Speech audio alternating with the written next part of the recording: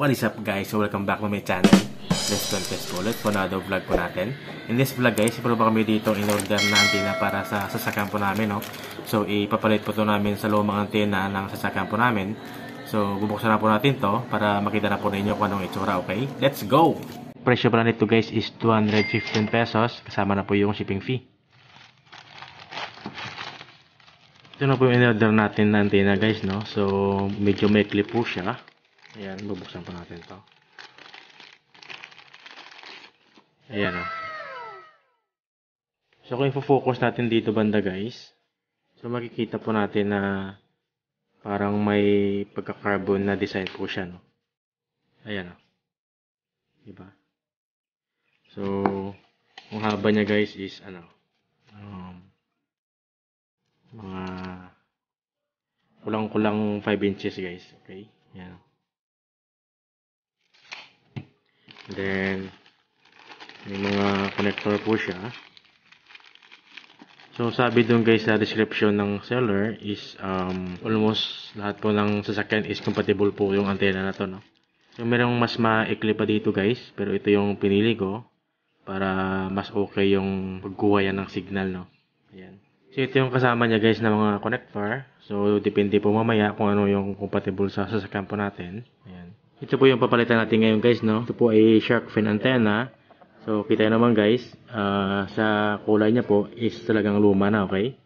So, gagamit po tayo dito ng sinulid para po matanggal po natin ito, okay? Kasi mayroong 3M sticker po ito na nakadikit dito.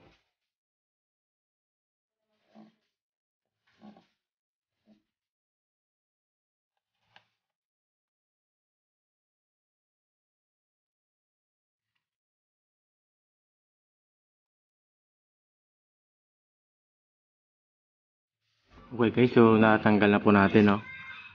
Medyo mahirap lang po tanggalin kasi sulit yung pagkakalagay ng ano dito, 3M adhesive po. Ayan. So ingat lang po tayo sa pagbaklas, no? Ayan. So linisan muna natin to para matanggal po to yung mga tira-tirang adhesive, okay? Magkatubal ako to nga ang nag-aaban-aban nagkakwanta ako. Dako pa siya kayo tata.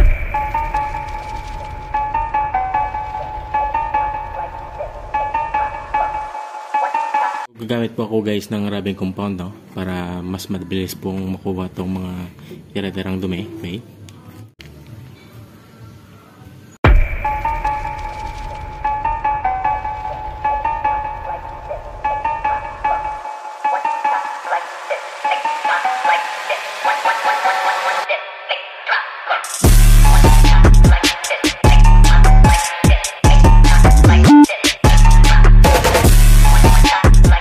So medyo mahirap po tanggalin yung iba guys, no? Ito, so may tira-tira pa po.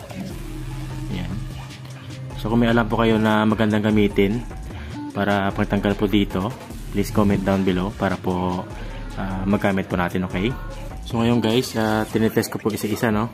Kung ano pong saktong connector po dito sa kanila, okay? So ito na yata guys, yung maliit, no? Try natin yung iba para sure tayo, okay? Ito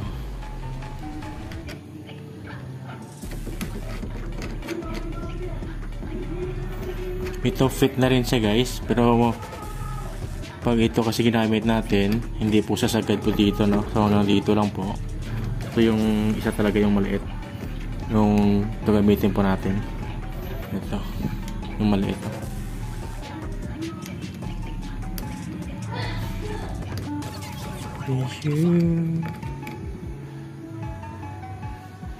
So, gating kalimutan lagyan ng rubber guys, no? Yan.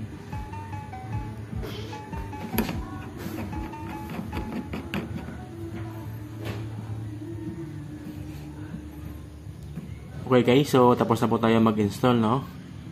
Ito na po yung itsura niya pag nalagay na po natin. Ayan. Okay.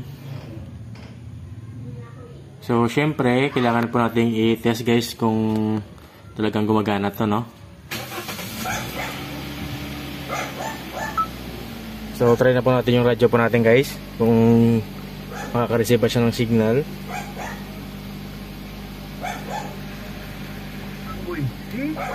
Okay. So okay yung gawa po natin guys, no? Ayan. Ito po yung itsura niya guys, no? Ayan. So diba, mas okay sa tignan. Ayan. Ayan. Ayan. Hanggang dito lang po yung vlog po natin guys. Maraming salamat po sa lahat ng mga sumusuporta po sa atin. And see you in my next vlog. Bye bye!